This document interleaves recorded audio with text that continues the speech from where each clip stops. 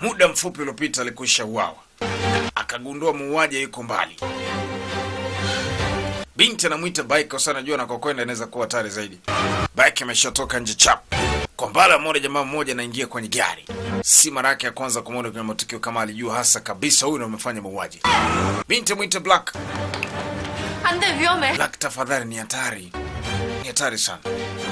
Alimtoa binti mkono wake. Jamani usiende. Huyu ni msoja baba. Akampiga binti kikombo akaondoka. Anakwenda. Kadondosha ile saa pale. Jamaa akafuatilia mpaka juu mtu anaingia wapi. Ili ajue chanzo chake. Anatokea wapi. Basi yote jamaa alikuwa anakwenda kutoa taarifa kwa kazi nzuri ambayo amekwisha kuifanya kwa bosi wake Mr. Bike.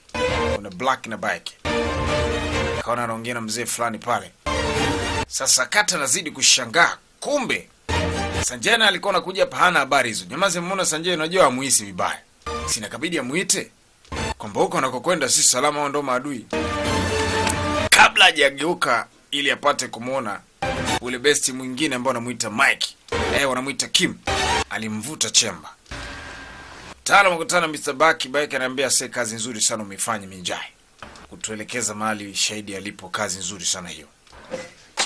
Jamaa kamtoa chemba. Mbona Sanjay uko kwenye hatari kule nataka nimzuie sasa akaambia Sanjay inawezekana anashirikiana na wale watu. 직접 봤으니 알아볼 필요도 없겠네요. 민선재. Sanjay ni mtu wa pekee nilimueleza habari ya ule mgonjwa. 방금 전 병원 Na ule mgonjwa umeona maana Sanjay ndo amemuuza. 한조. Anasema hapana Sanjay hawezi kusika. Sanjay hausiki na lolote. 없어요. 차지원. Kama Jijuan sikiliza. Jiwon. 잘 생각해. Emfikiria vizuri. Hakuna jambo lolote la kufanya umsuspect rafiki yako.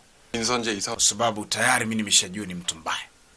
Jamaa ndo akavuta picha, matukio kadhaa akaanza kujumlisha. Anagundua ni kweli rafiki yake huenda ni msaliti.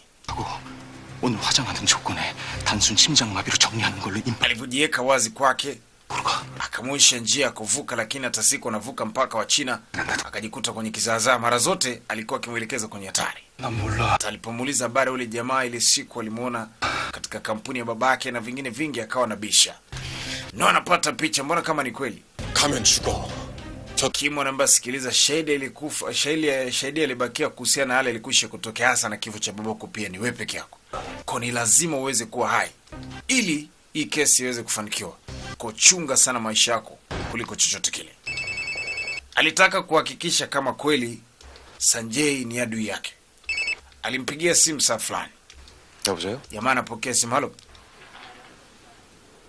지원이?